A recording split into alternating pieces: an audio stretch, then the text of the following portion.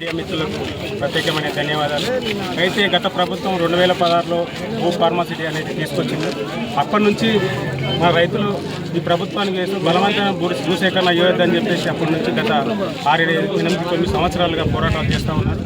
గత ప్రభుత్వం ఏంటంటే ఇప్పుడున్నటువంటి ప్రభుత్వ పెద్దలు అప్పుడున్నటువంటి అవేర్నెస్ మీటింగ్లు పెట్టి మాతో పాటు పాదయాత్రలో పాల్గొని మాతో పాటు నడిచి మేము మీకు అండగా ఉన్నాం, మీ భూమిని కాపాడుతాం, మేము అధికారంలోకి వస్తే ఒకసారి మా ప్రభుత్వాన్ని అధికారంలోకి తెండి అని చెప్పేస్తే ఈ 4 ఊర్లకు సంబంధించినటువంటి రైతులు మేకతాటిగా పార్టీలకు అతీతంగా మీ ఓట్లు వేసి మీ ప్రభుత్వాన్ని అధికారంలో తేవడం అనేది జరిగింది. మీ ప్రభుత్వాన్ని అధికారంలో తెచ్చిన తర్వాత ఇక్కడ ఈ లోకల్గా ఉన్నటువంటి పెద్ద మంచి కోదన్ రెడ్డి మీ పాదయాత్ర తిరుగుతూ వాళ్ళు రైతులు ఎంబడే పడుకొని వాళ్ళెంబడే ఉండి ఇప్పుడున్నటువంటి మీ ప్రభుత్వం మారంగానే మీ ప్రభుత్వానికి సంబంధించినటువంటి మాట ఎందుకు మార్చిందో అవసరం కాదు.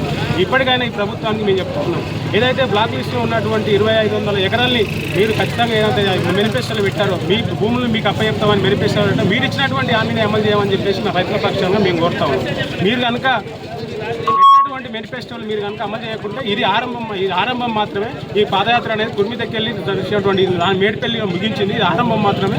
రాబోయే రోజులలో ఈ ప్రభుత్వానికి గత ప్రభుత్వానికి ఏదైతే బుద్ధి చెప్పారో రైతులు ఈ ప్రభుత్వానికి ఇలా బుద్ధి చెప్తారు. ఇప్పుడైనా స్థానికమైన ఎమ్మెల్యే కావచ్చు, అధికారంలో ఉన్నటువంటి పెద్దలు కావచ్చు, మీరందరూ ఖచ్చితంగా ఆలోచించి ఈ రైతుల డిమాండ్ నెరవేర్చాలని చెప్పేసి కోరుకుంటూ ఇక్కడ వచ్చినటువంటి రైతు సంఘాల నాయకులకు ఉన్నటువంటి రైతు పెద్దలకు మీడియా మిత్రులకు అందరికీ ధన్యవాదాలు తెలియజేస్తాం.